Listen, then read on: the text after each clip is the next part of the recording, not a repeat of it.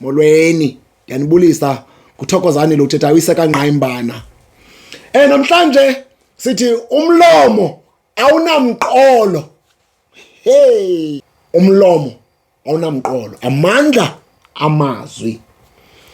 Iqhalo elithi umlomo awunamqolo, amazwi esiwathethayo angakha, amazwi esiwathethayo angatshabalalisa, lahlekise.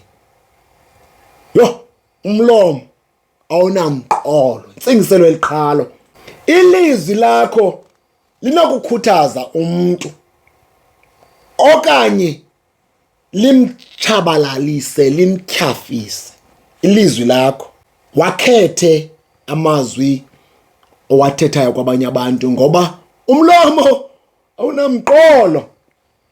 Masifunde ukuthetha amazwi akhayo, amazwi ondlayo, amazwi anobutyebi, amazwi antubululu, amazwi anencindi nobusi, kunamazwi akakayo, anekhala, anetyuwa, analaa nto ipepa. Nayo ipepa yintoni na? Masifunde amazwi achubekileyo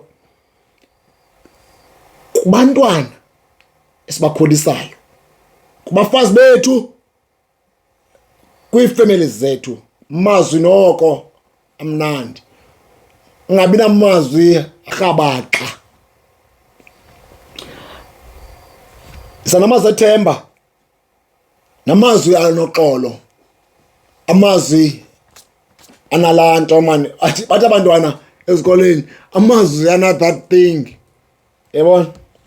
Kuba ngamanye amaxesha amazwi ambalwa anokutshintsha ubomi bomntu ngokupheleleyo.